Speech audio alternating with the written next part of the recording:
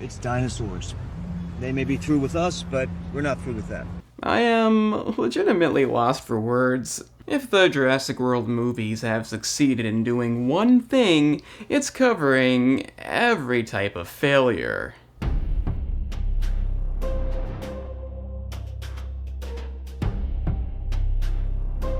Maybe that was the ending goal. The first movie was so stupid you could kind of enjoy it. Fallen Kingdom was one dumb scene after another, with one of the worst endings in sci-fi history. Dominion played the bring back the old cast card to no success, refused to give us hardly any dinosaurs rampaging, and I can't get over this, focused the movie around locusts. Not to mention some of the worst pacing ever, a complete mess. So what does this new, I guess, standalone installment give us? Nothing at all. Please just... How about that? Jurassic World Rebirth not only defines a franchise that's completely out of ideas, but even the spectacular failure of the previous movies has become tedious. At least you could walk out questioning what they were thinking, laugh about the mindset they must have had. This is, look dinosaurs, give us your money. There is nothing else to this movie, and sadly, it worked. Each one brings in a slightly smaller box office, but I don't think it's going to be enough to kill the franchise. Obviously, Rebirth didn't revive anything. We have more writing that makes no sense, a plot that only exists to drag us back to another island, because where else would it go? The characters literally can't contain more than one trait. If that, a Minecraft movie has more fascinating individuals, and even the effects aren't that good. How the first movie can still look the best is just confusing. That's one thing that should have, improved by now. And if it isn't already obvious, having the original screenwriter, David Koepp, didn't revive the franchise. The fact that you can make a big deal out of that and give us this is borderline insulting. As is the lead actress spewing bullshit right before its release, complaining about the thing that made her famous, which sadly had no consequences for the box office. Maybe it would've, but who can say no to more dinosaurs? It's not fun, it's not so bad it's good. It's about a cure for heart disease, exactly what I want in my dinosaur movies, next to locusts. So to imitate the movie's cliche nature, strap in, sit back, this is what happens when you truly hit rock bottom. We open in the past to a new island that I'm going to call Site C. We'll get into what it means later. The main thing to note is the design is real bad, and a candy wrapper can fuck up everything. Not that this scene affects anything anyway, it's just an excuse to give us more bullshit. Sorry. Please open the door. Am I supposed to be sad about this? But at least we get to see a hybrid that looks like a fucking hybrid. I'm gonna call it Xenomorph Rex. We get some mediocre present-day text, and a bit of comedy, I'd say. Obviously, now it's alright describing the franchise. To put it into language the viewer who doesn't want to be here can understand, the last two movies are now irrelevant. You can just forget about that. It's back to jungle areas to live on nostalgia, because for some reason, that keeps making money. Well, that's the important thing. Ooh, I wonder who this guy is. Surely not the bad guy. Rest in peace already, but get the hell out of the way.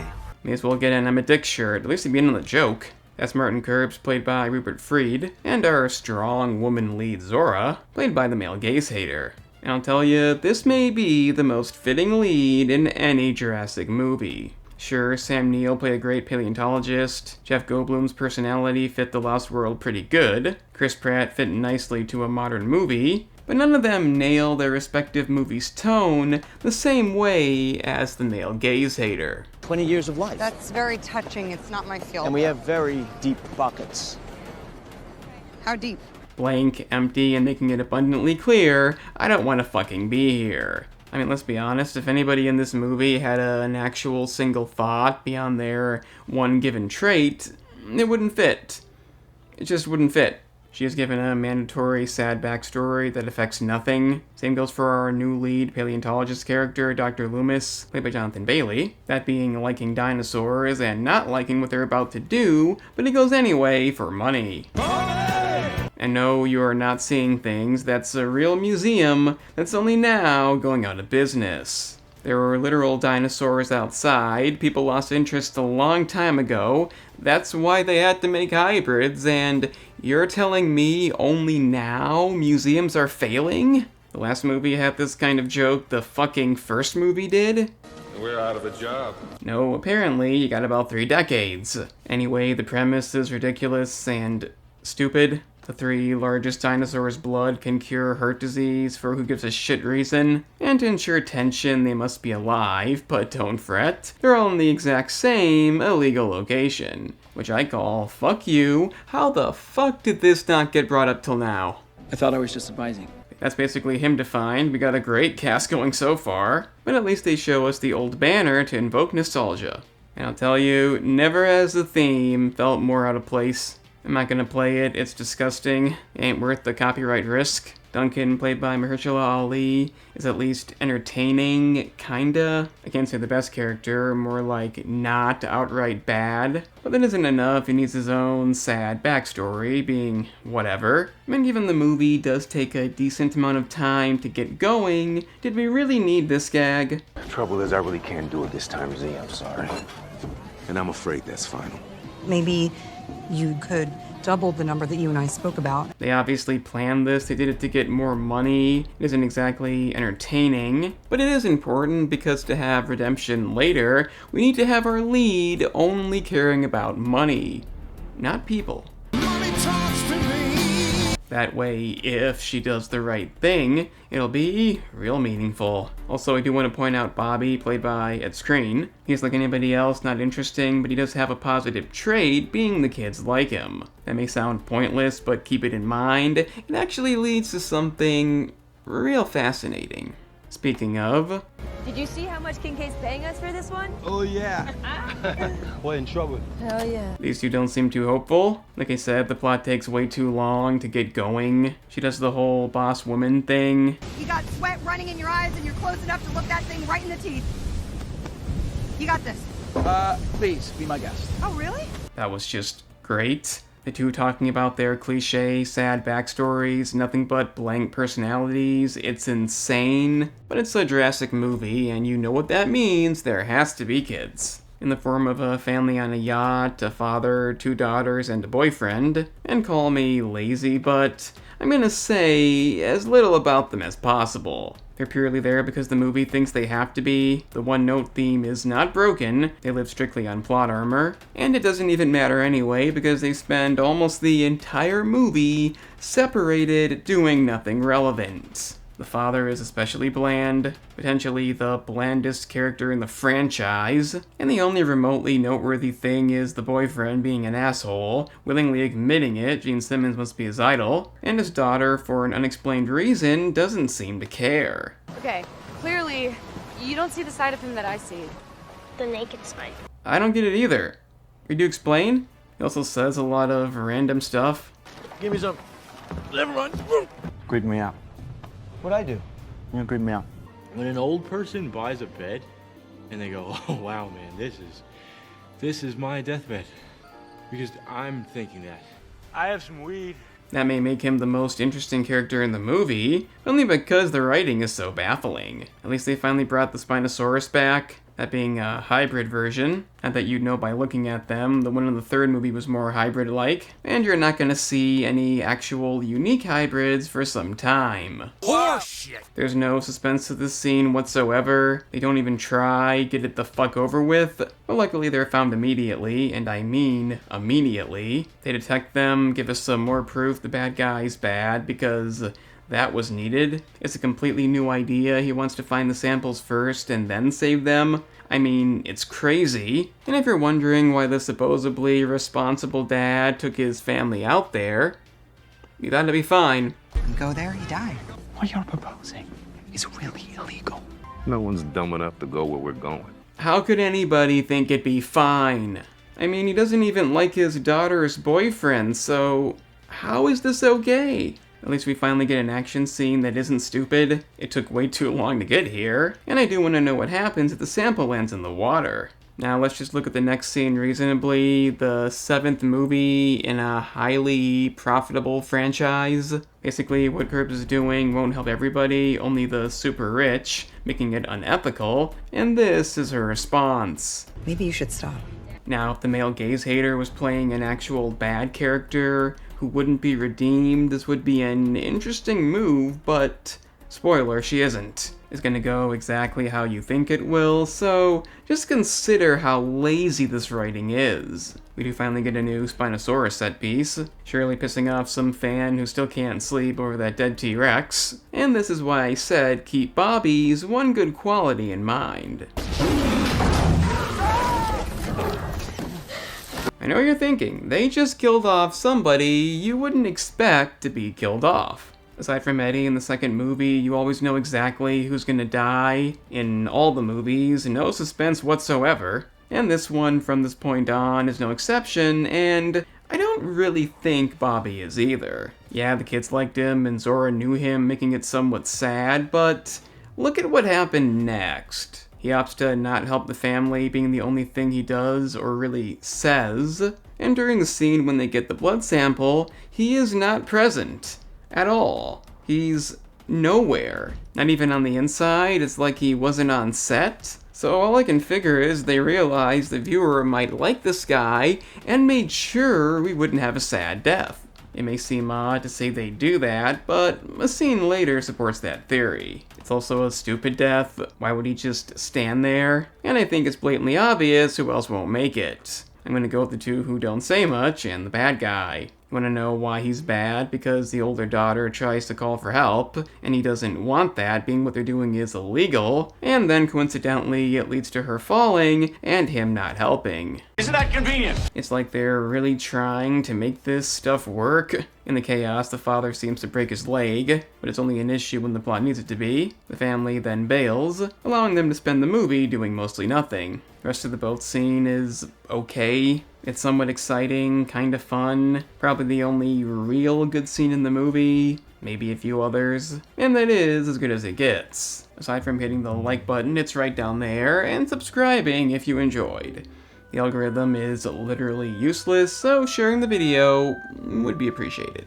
So, that failed. Another relevant character dies in a stupid manner. Not quite sure what she was doing there. At least she's a female, that's pretty uncommon. I guess the scarf is meant to mean something. And now what may be the most asinine shit in the movie. They explain this island is essentially containing the hybrids that nobody wanted due to deformities, and are we really supposed to believe that's been a thing? You thought John Hammond 2 was bad? No. This is the definition of pulling something out of your ass. It doesn't even make any sense. I mean, they don't want a Xenomorph Rex, but the Indominus Rex, that's a crowd pleaser? It didn't even look that different? If they tell you it's not a real dinosaur, why the fuck do you care? The stupidity here is on par with the new Cracker Barrel logo. Who thought it was a good idea? They then proceed to make Zara the most fitting lead ever by having her not care about the dead. Another issue is, given they already have help coming, there isn't any kind of suspense. It's basically a fetch quest.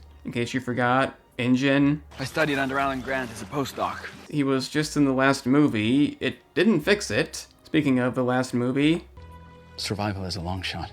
they yet again put something completely out of context in the trailer. It's not a big deal like Dominion, making us think the ecological disaster was the dinosaurs being let out, opposed to locusts, but it's still put there to make things seem way more dire than they are. What we think is the bad situation they're in is just him talking about humanity going extinct. This movie has no suspense, and they're trying to damn well hide it. Koepp finds a plot device gun, and upon getting the second blood sample, they try to entice us with more nostalgia. It's really all this scene is. They're not even good effects, but then again, maybe it's the beauty of that leads to Zara's redemption. I'd love to know what's so exciting. You just saw dinosaurs kill 2 people, so what's the big fucking deal? I've been avoiding mentioning the family, but they do have one purpose, and it's giving us the river raft scene many fans wanted to see adapted. And it's awful. First off, why does the daughter go alone? They claim the boyfriend has to help her dad stand, but he doesn't, so it's really weird. And then upon seeing the T-Rex sleeping, she decides to still get the raft. As in pulling it out, as it makes tons of noise. What the hell do you think is gonna happen? I guess they want it because the dad's leg occasionally doesn't work, but still, how could anybody be this stupid? You thought the kid not giving her the gun was dumb in the first movie. This guy just fucking watches. Upon it waking up, it seems to not even notice and just wants water, so could have just waited a bit longer. And I still don't know what the plan is. They're clearly not outrunning it. Obviously, plot armor saved them, and it is one of the better scenes in the movie, but the shit that led up to it makes it null and void. That said, I will give credit to one thing. It's the only time we see the T-Rex in this movie. It was supposed to have a showdown with the Xenomorph Rex at the end, but that was cut for, believe it or not, being too predictable. Where the hell was that mindset for the rest of the movie? It's a sensible decision, and it's meant to be about hybrids, not the Rex, so yeah, it was the right move. So upon getting the third sample from an egg, they again discuss what they should do with the cure, and I'll tell you, this character building is really paying off. A bunch of people create the medicine. Nobody owns the patent, everyone has access, and tens of millions of lives are saved. I don't make any money in that scenario. Oh no, you're broke as hell. Yeah, I don't love that part. The question I have is, would it really be completely non-profitable? Curing heart disease, it should benefit you in some way, but I think the payoff will be worth it. Another question I have is, what's the final body bag doing? I'm no rock climber, I assume it has some purpose, but at some point maybe stop. That noise is probably not good, but at least he gets the only real good death in the movie. Because it's kind of funny, and also somewhat terrifying. The scene is again okay, whatever that means. And with all three samples, the time has come for the exciting climax. Everybody meets up, Koepp is kind of exposed, luckily he has that plot device gun. We finally get some new hybrids that actually don't look like normal dinosaurs. Would have loved to have seen that 3 movies ago, but how could we get by without nostalgia? For what it's worth, while some of it's blatantly obvious, reusing the reflection gimmick in a different way is kinda creative. I wouldn't call most of the climax bad or anything, just not that memorable, but the lead up to it makes it impossible to care. Kinda like how I don't care about these 2-headed dinos. Even if we got to see them in action, it's just redundant at this point. But like I said, I don't hate the Xenomorph Rex. It takes out the escape helicopter in a relatively cool fashion. No helicopter. Along with Koepp's. It's not really a great villain death, but in this franchise, I've seen way worse. However, the good comes to an end as they somehow think they can convince us Duncan is gonna die. He lures it down the river to a dead end, seemingly no way out, but somehow, he still lives. We see him laughing, the flare goes off. The Xenomorph Rex still goes after them, so where the fuck did he go? Apparently they shot 2 endings, one where he dies, one where he lives, and I guess test audiences preferred this one. I can see why, he was the only remotely likable character, but that's kind of the idea. Have you ever heard of testing the audience? I don't know why that's a bad thing, it's a mindset I really hate, and it doesn't even make any sense. And yeah, that's what I meant earlier about hardly ever seeing Bobby on screen. No sad deaths allowed. You'll never guess the ending, though. We'll give it to everyone. And somehow stay broke because curing heart disease means nothing. That was Jurassic World Rebirth, and it is nothing.